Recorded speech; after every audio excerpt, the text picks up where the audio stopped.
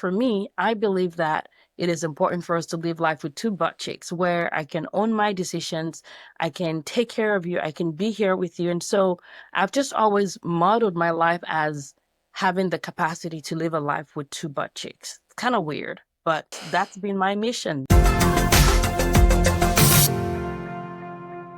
Hey everyone, welcome back to the Freedom Blueprint. I'm Adrienne Green, and today we are here with Dr. Latifat.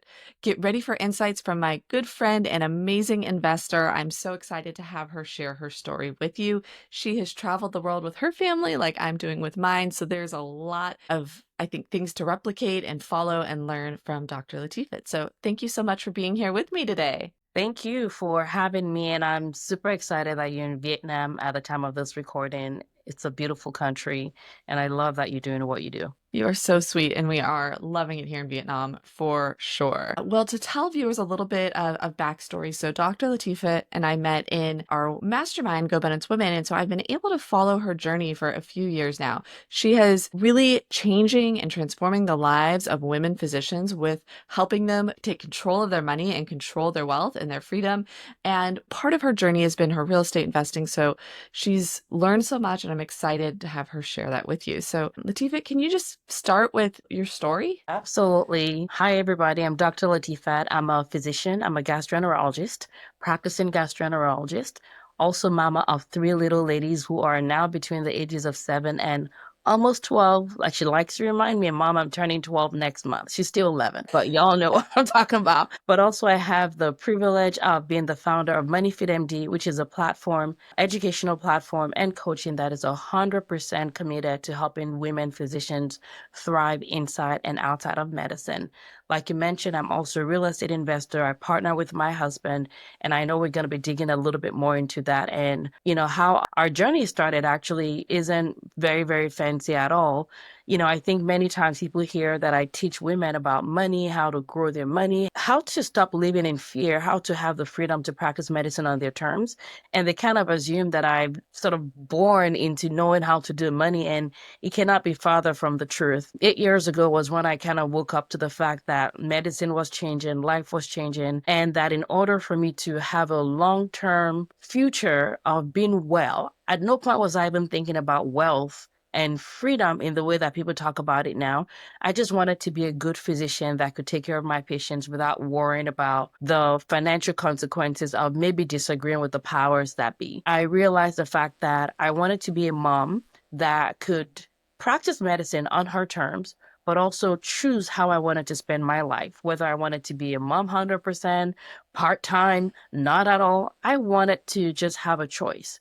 And so my own personal financial journey started with me just trying to save my own life in future, which I believe that when we have choice, it keeps us alive, keeps our soul alive. So that was my only mission. But along the path of understanding my money, where my income was going, what I owed, who I owed, I got to find out that I wasn't the only woman physician that didn't know any of that stuff. So my own journey to helping my finances led to me helping other women around me do the same.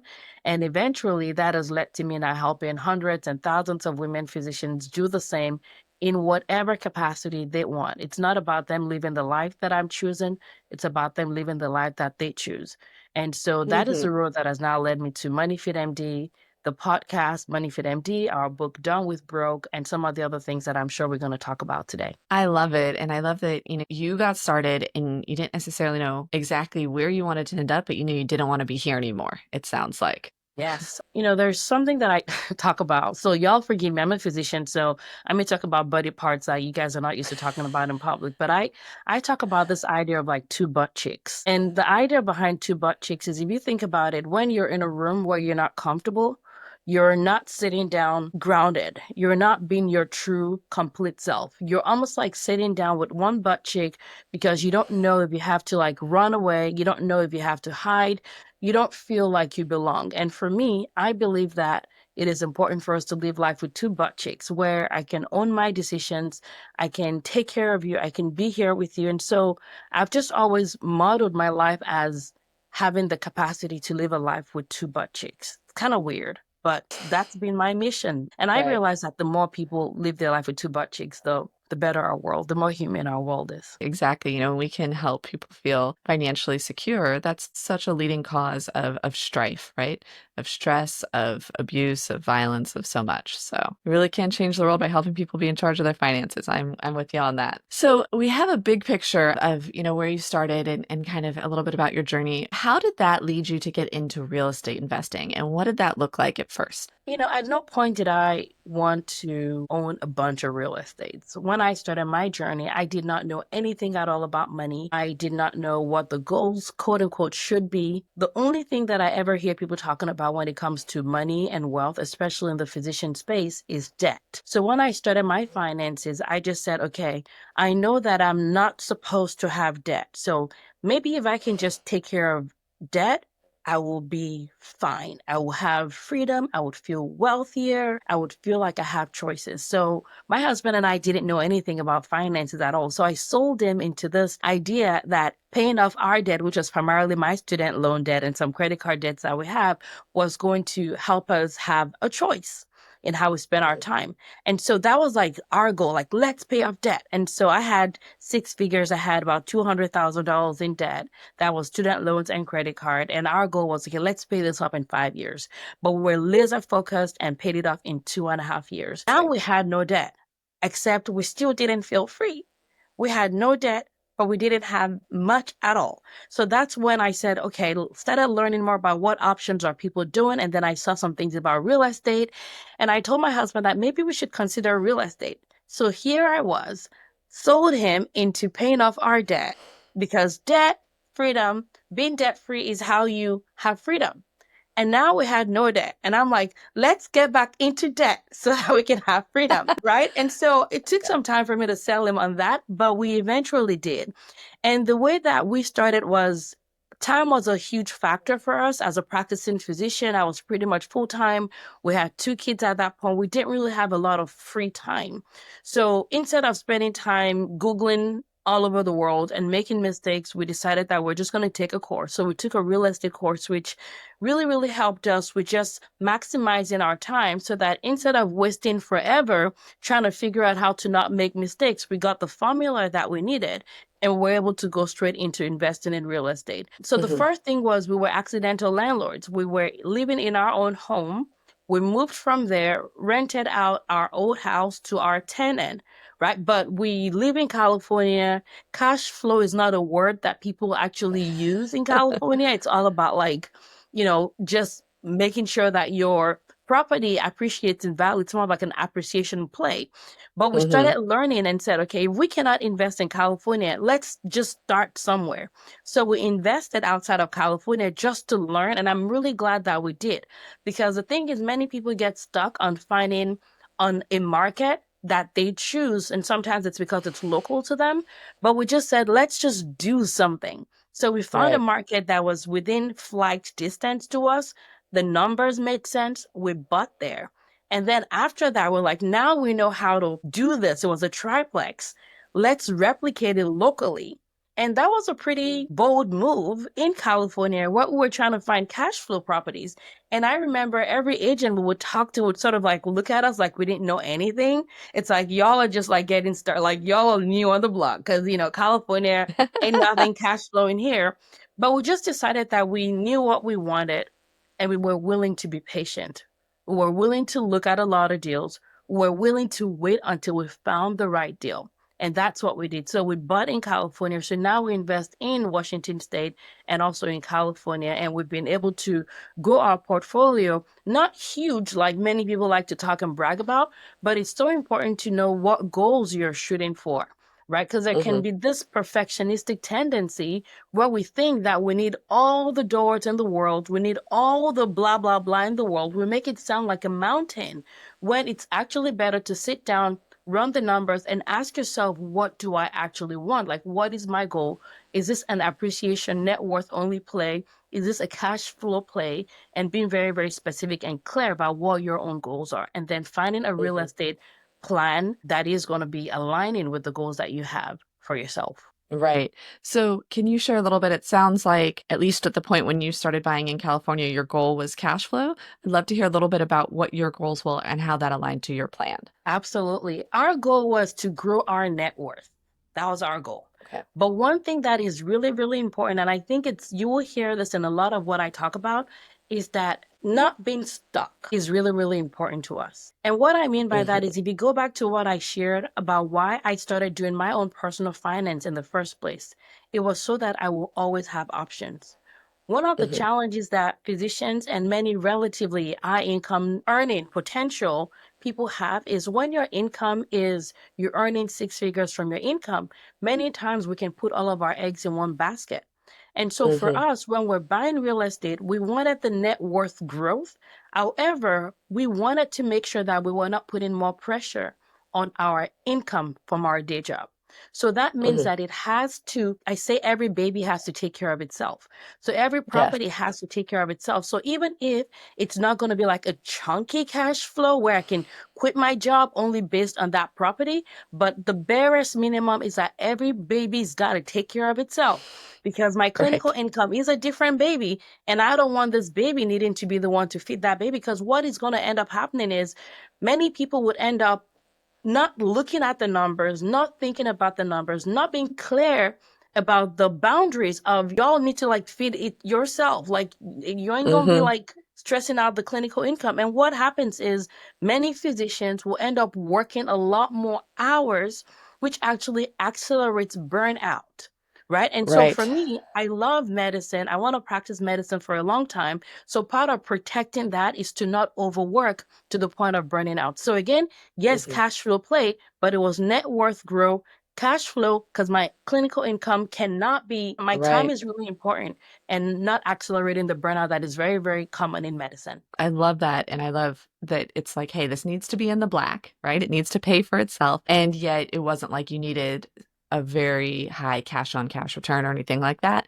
It just needed to cover its costs. And that's actually how first properties I bought, like that was how we did it as well. And in the right markets, totally works. Then you get the appreciation, you can do cash out refis and pull that out to keep investing. And I think it's an underutilized play. So how has it worked for you? Like I know you've been doing it for a few years now. Has anything changed along the way or are you doing the same strategy now? We're still doing the same strategy, however, with a little bit of difference, respecting the seasons that we're in. So the Hmm. season that we were in when we started real estate was making sure that our long-term financial security is taken care of, and that is our net worth. We wanted to make sure our net worth was taken care of. And I keep emphasizing the importance of being clear about your goals because when we're looking, there were properties that we're looking at that had like, mobile homes, and the appreciation on those is not as significant as like a Right. brick and mortar house. But because again, our goal was net worth grow, not just cash flow only. So that affected what we said Hmm. yes to versus what we said no to. So for us, Hmm. our long-term net worth goal is fine and like good. Of course, we definitely want to grow even more because we have other goals and things that we want to accomplish. However, we can now, in the season that we're in, focus on our cash flow. And what that means is I'm a huge fan of diversifying your income source. So that could be Hmm. active, that could be passive. So for us, making sure that our active sources were multiple was important to us. And when I say active, does Hmm. not mean we're exchanging money for time all the time. But as part of what I said in my intro, I have a money school for women physicians. I work in that, but it's leveraged a little bit where it's not one-to-one ratio of my time to money. So it's still active, but not like working in clinical medicine. So we're not relying on one income source, but we're in a season where now we're asking ourselves if we wanted to just like hands off every active, what would we need? How much would we need? And so now we're doing more of a cash flow play where we're looking at investments that will take care of the cash flow stuff. Right. It evolves over time, right? I totally get that and I agree. Now, how do you evaluate and choose your next investment opportunity? So that's a really interesting question considering that we just looked at a property today. Again, being so clear about what your goals are. We still want the net worth growth. That is important to us. We don't want one or the other. We want both. But we're now at a place where not focusing on the number of doors, but focusing on the cash flow that we want is going to be really, really important. So it's asking ourselves the question of how much weight do we want to carry? how much debt do we want to carry? And at the time that we're making this recording, we know that debt is really expensive. So how do we Right. get a deal where we're leveraging debt, but the numbers still make sense so that this baby can take care of itself? And if this Hmm. baby cannot take care of itself, how much support are we going to give it and how long of a support? In the worst case scenario, in the best case scenario, that's a decision we're actively making right now. We're still trying to figure out in this moment, like literally, we just looked at this property today. In this moment, like where that line is for us, because this is a property that has very high potential for long-term cash flow play, but because of ongoing poor management, right now it Hmm. is very, very low. It would be like a walker for 2 years, potentially. Right. So, do we want to carry that weight for 2 years? What is the cost of that weight? And that's the answer that we have to answer right now, actually. Investing in a new market, but struggling to find the right agent? I get it. And I've built a network of investor friendly real estate agents who understand what you need. Skip the guesswork and connect with the right agent today at adriennegreen.com/expert agent network.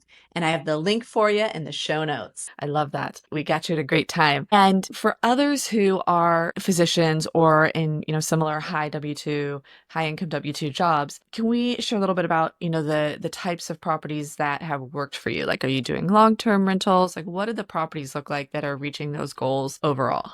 Absolutely. I mean, one of the important questions you have to ask yourself and be honest with yourself is how much time you have to put towards this. That is a really, Hmm. really important question because when it comes to real estate, there is the long-term net worth growth, which is important for future security. I cannot tell you how many people that I meet that are like afraid of retirement because they didn't put the play in mind. Like, we're not worried about that. And thank God for that, right? However, asking yourself like how much time do I really want to contribute towards this because your net worth does matter, your cash flow does matter, but one of the biggest expenses that physicians have is taxes, especially if Hmm. you're W-2. And I have to say that if I was to say two things that probably made the biggest difference in terms of accelerating our journey, it would be one, using debt wisely. So not being afraid of debt like I was before, but leveraging it where we're not accumulating a bunch of credit card debts just because, but we're taking potentially low interest debt, leveraging that, especially when interest rates were more friendly. That's been a huge part, to be honest, because if I look at the number of doors we have, quote unquote, again, keeping in mind that I'm not valuing any number of, I'm not glorifying any number of doors. But if you think about how much growth we're able to make in a relatively short amount of time, it is because of the power of using debt wisely. And I say wisely because, a couple years ago, debt was like super cheap. You're getting like 2 point something percent, 3%.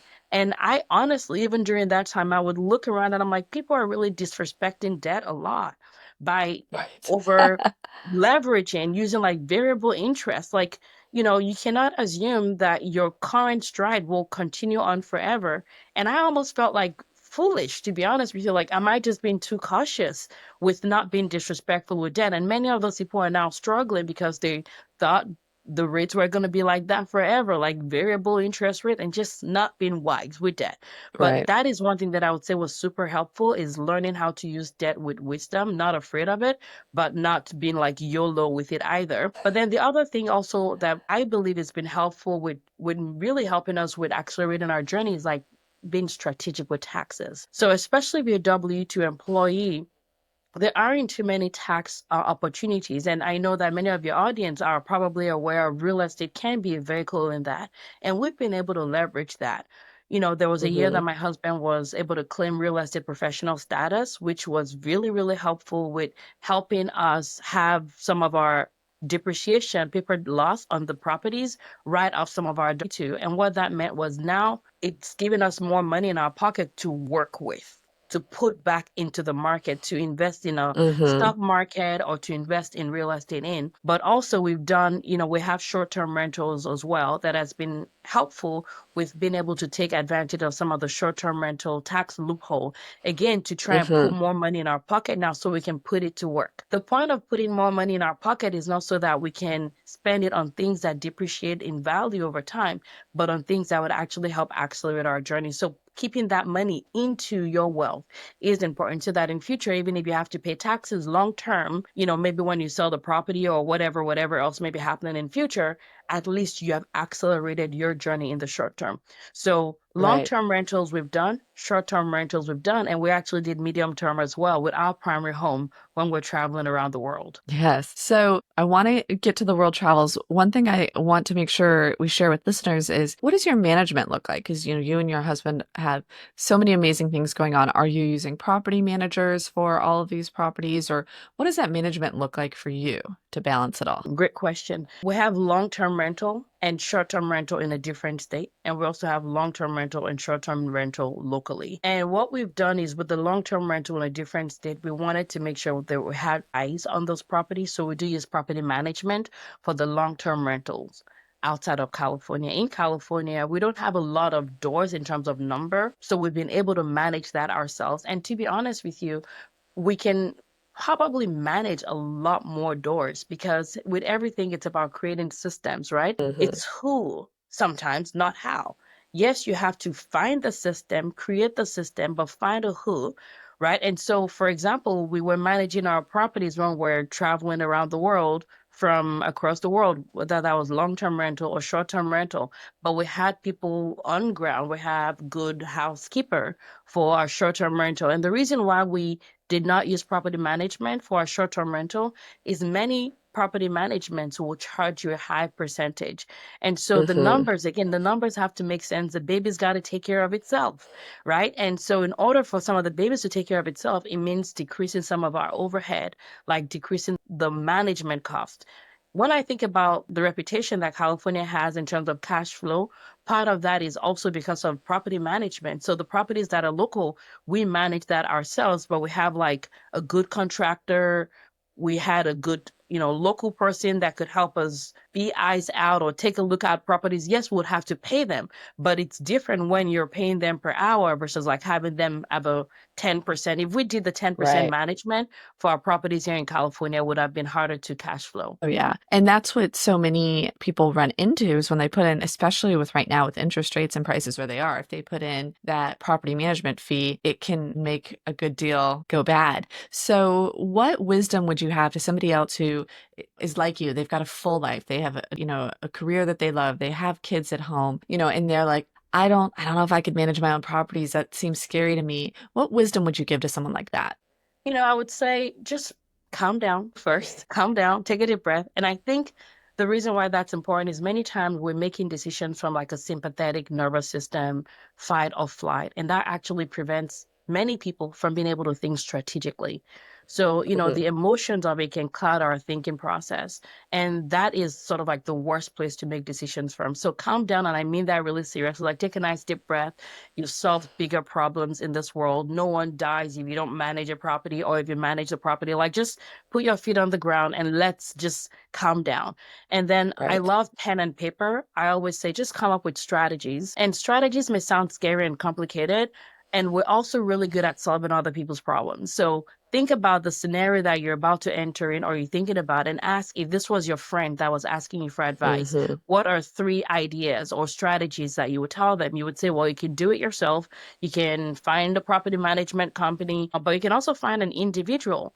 And for us, a lot of the way that I like to think about real estate or any investment that we do is the goal is for us to grow our net worth, but also we want to positively impact people around us. So there are humans that are literally would beg for an opportunity to learn and do a good job and be able to be the who that can help you manage your property. So if you find someone that has good character, that's hardworking, that is good learnability, that is dependable, right? Those are people that you can actually teach to help you. When we were traveling around the world, there was a property of ours where we were in the middle of an eviction. Right. And we were out of the country. So everything is figure outable. There's always a solution. So anytime a problem comes up, I always remember that everything is figure outable. There is always a solution. So I just ask myself, what is that solution? And most solutions to almost every problem is an individual or now with AI is a system. So it's like, who is the human that I need to ask? So you may ask your contractor, you may ask the real estate agent that sold you the property and ask them for like a house cleaner that they know. Like The thing Right. is problems will come up. That is the price for success. But those that are the most successful are those that just refuse to freak out. They just refuse to freak out. Right. Like, I will give you an example. Literally, and we'll talk about the travel in a little bit, but I'm using that as an example because we're very, very far from our physical properties. And I remember when we started traveling, literally like 2 weeks after one of our properties, our short-term rental, our housekeeper messaged and said, I am moving out of town like ASAP. I'm only going to Oh do my the last goodness. cleaning for you guys. I'm leaving town. And this is small town. So it's not like there's like a bunch of like companies that are waiting, but again, just like calm the heck down. That's what I tell myself too. Like, calm down. There's literally no problem that has no solution. What is the potential? Like, again, who do we know? Find who to ask. So, who do we know in that small town America? We know the real estate investor that sold us the property like 2 years before, right? We know that we can Google and find things and call humans. They're actually good humans all around the world, right? You may Yes. need to like talk to a bunch of people to find the right who that will help you. But just when you have that mindset, you're no longer going to be freaking out. Literally within 24 hours, we found another cleaning company in small town America that's been doing a good job. The same thing just happened a couple of days ago. Another property cleaner was like, I'm going back to school. I can maybe do 2 more weeks. And literally within 48 hours, we found another cleaner. So just calm down. Freaking out doesn't help you think better, right? Because when you're Yes. running, like if you think about the sympathetic nervous system, it's fight or flight. Your brain is, your body is, your heart is going to try and prioritize blood flow to the parts of your body that are important. And the parts of your body that's important during fight or flight is what it's going to help you run. Those are your like your Right. muscle. It's not going to your brain. Your brain is not critical at that point. You want to run, not think. So Mhm. calm down really is one of the first things that you can do so that you can actually come up with a solution and be able to take action. Great wisdom there. Thank you, Latifat. So let's go ahead in our last few minutes here, share about your journey with, your taking your family and traveling the world. That is something so many people want to do or resonate with. And so I'd love to hear, how you guys came up with that idea and how you made it happen for yourselves. It wasn't a plan. It wasn't like a bucket list anything. And I'm being very, very honest intentionally because there are people that are in your audience that are going to be listening to this. And sometimes when we hear people do things, we think that it had to have been on their plan forever. It wasn't. My entire goal was just to be a good physician. I had no plans of starting a business. No plans of like, well, businesses, I guess now. No plans of like doing real estate, but also had no plans to travel. But sometimes the work you do in advance, even when you did not know what the future was going to be, is the work that's going to sustain you when good things happen, good Right. opportunities come. Because a lot of times we talk about that in a negative way of like, oh, if something bad happens, what are you going to do? But also, if something great happens, are you going to be able to say yes? And that's why it's Right. so important to make sure you're doing what you need to do to take care of your finances, your health, your family, your relationships, all of that stuff because it was literally in 2022. I was giving a talk in Aruba, and my husband had gone with me to that conference that I attended. And we were just talking with some of the locals, and we thought it was pretty amazing that most people spoke multiple languages. And at Hmm. that time, I was a W-2 physician whose goal was just to practice medicine till forever. My husband and I were talking, we're like, how amazing would it be for our kids to be able to get exposed to different languages? Like, what would that do for their mind? And so we Hmm. talked about that, and we're like, it would be nice to like be in Aruba for 6 months. But that was just the conversation. We were not making plans because I was a W-2 physician. Most physicians don't do crazy things like that. So went back to work, living my best life, taking care of my patients. And this was more of like a God thing, to be honest with you. And I know that your audience is diverse, but I'm going to be very honest about why we traveled. And I just felt like it was a nudge from God, like travel. And I was like, travel? And it was like, yes, travel, like travel, go away. And I was like, okay, I guess we're going to travel. And then my husband came to me randomly. I was like, oh, that thing we talked about in Aruba, I'm ready. And I'm like, what thing? It was like the travel. I'm like, dude, we were joking. I did not know we were serious about that. And literally, that is how the idea of travel came. And 6 months later, we were out of the country. That is literally how it started. But again, when the reason why most people don't do what they would love to do is many times it's actually fear, right? It's fear. Mhm. It is the fact that we believe our first thoughts of it's not possible, and we don't challenge that it's not possible thoughts that we have. We've had Mhm. people say things like, I'm sure you've heard that too, especially with little kids, like, oh my goodness, what about school? What about, do you know anybody in those countries? And we're like, no, we're gonna explore, and worst case scenario, we come back home, right? And Right. that's literally how the journey started. And we at first thought we were gonna do 10 countries, but we ended up doing 20 countries, and probably one of the most life-changing things we did. Love that. Thank you so much for sharing that. And I can definitely relate to a lot of that. And I love that, that what's the worst that could happen? You go back home. People are so scared of things. And the truth is, the worst case scenarios usually just end up back right where you are right now. Yes. And one thing that I like to offer people is when it comes to making decisions that feel bold, courageous, different, I think we have to remember the fact that our lives are like a canvas that we are painting. And the question that Mhm. I like to do, and an exercise that I like to teach my clients to do, is going into their future. So I let my 80-year-old self guide me when it comes to the decisions that I make a lot. And I go Mhm. into my future, just like imagining to the future, looking at myself at 80 and looking back at the stories that I want to tell about the lives that I lived, looking back on my life and asking myself, what would I regret doing or not doing? Will I regret traveling around the world for a year with my family? If I did Right. that on a bunch of credit card debt, my 80-year-old self may be pissed at me because now she doesn't have money in future to spend on life, right? But asking the wisdom of the only person that gets to benefit from the things that I do right and gets to lose from the things that I do wrong is one of the wisdom that I think many of us don't lean into as much as we could. So if you Right. ask the wisdom and let that future self, that 80-year-old version of you that's sitting around with a bunch of like other 80-year-olds, like talking about the dentures they're gonna wear next week or whatever else, you know, whatever else they're gonna be doing, ask yourself, what stories do you want to tell about the life that you lived, and see how you can create that for yourself so that you have less regrets in life. I love that. What stories do you want to tell about the life that you lived? That's amazing. Well, Latifah, you've given us so much wisdom. I'd love to wrap up with our closing questions that we ask for everyone. The first is, what is a transformational system you've implemented in your business? I would say transformational system, it's less about a system. It is a system, really,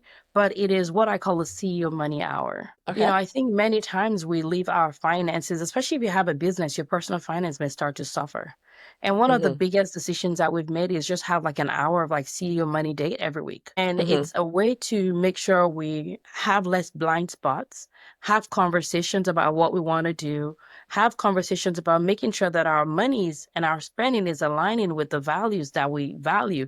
So when it comes to Mhm. like fun and travel, giving, investment, all of that stuff, we can have an hour set apart so that there is less room for miscommunication. So I think it's a great system that we've created for ourselves that has really, really helped us with being on similar pages, not the same page all the time, but at least we're aware of the pages that we're on. Love If you, that. you said just one, if there's one thing, that would be what I would tell your audience to make sure that they do. And when we've kept to that, there's a positive impact in our sense of communication as a family, but also our net worth, our investment.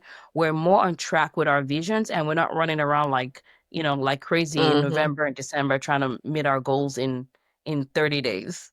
Right. Yes, it helps keep you away from shiny object syndrome and all those things. Love that and agree. And what is a go-to tool for managing operations? We don't use anything fancy or complicated. So with our real estate, with the short-term rental, we use OwnerRez, we use Airbnb, Booking.com. So like the typical systems that most people use. And for our long-term rentals, we just use a simple Excel spreadsheet so that we can keep track of what's going on. We use for our bookkeeping, we use QuickBooks. That's part of like why the money hour that we have actually helps is during that time we can really keep an eye on like where are those numbers going, like making sure it makes sense. What is a liability? What baby ain't taking care of itself, right? What do we need to do to like support that baby during that system? So the key is there are so many systems, but for someone like me that doesn't love being all up in technology, keeping it simple is the Mhm. most important thing. I love this whole idea of like first principles, and I think your audience may be familiar with first principles, but the idea behind first principles is really getting down to like the skeleton. really getting back to the ground, really getting back to the basics of like, what are we going here? What are we actually trying to accomplish? And finding the simplest way to answer those questions. And what I found is the simplest systems are actually simple. They're not Right. complicated. And what that means is I can spend more time growing my net worth, enjoying my life, creating a legacy for my family, taking care of my clients, taking care of my patients without any complicated systems. Love it. And then what is a book that has been transformational in your investing journey? So I am a little biased. So I will talk about my book. It is Totally because I fine. wrote it. Because I wrote it. I will talk about two books in that regard. So I'll talk about Done with Broke, which is a book that I wrote. It's the Woman Physician's Guide to More Money and Less Hustle. And it's such a great book because it really condenses down money management for how to manage your finances from literally, if you read that book and implement what it says, that would literally take care of 80% of what most people need in order to accomplish financial freedom. However, a second book that I really like, it's not real estate specific, and I don't hear people talk about it much, but it's such a powerful book that I probably read it 3 times last year, and I'm going to read it again. It's a very tiny book. It's very unimpressive in size. You would think it should be a free booklet, but I'm so glad it's not free because the creator did a great job. And it's called U Square. That's the name of the book. I'm happy to send a link to you so you can have it in the show notes. It really Yeah. is a lot about like mindset transformation and, being your future self now, but being able to just go through that quantum leap. So anytime I find that I'm at the border of going through what feels like a big transformation, U Square is a book that I'll read. You can literally read it in like 30 minutes. But I've read this book 3 times last year. I'm probably going to read it like another 3 times this year. And I'm happy to share a link with you. It's one of the most potent books that I've read recently. Love that. And we'll definitely get that in the show notes, along with the link to your book, Done with Broke. Thank you for both of those great recommendations. And then, Dr. Latifat, if people would like to reach out to you and learn more about MoneyFit MD or other resources or just connect and talk, what is the best way for them to reach you? The best way for them to reach if they're listening on YouTube or on a podcast right now is they can just go to MoneyFit MD, which is the name of my podcast, where they can easily subscribe. And we release one episode every week. We have over 200 episodes. It's geared towards women physicians, but I've gotten messages from men, from non-physicians that are like the knowledge and the information they've gathered has really helped them in their own journey. So feel free to check that out. But I'm also on Instagram, MoneyFitMD. You can send me a message there and either myself or my team will address that. But our website is moneyfitmd.com. You can learn more about what we do, how we support women physicians, and how we literally are changing the future, which I'm really, really excited about money, freedom, and empowering women physicians to be well in medicine. Perfect. Thank you. And we will have those in the show notes below as well. So that is a wrap on today's episode of the Freedom Blueprint. If you got value from this conversation, please do me a favor and subscribe wherever you are listening, leave a review, and share it with a fellow investor who could really benefit from hearing Dr. Latifat's journey. And remember, real estate isn't just about properties, it's about building a life of freedom and of choices. See you next time.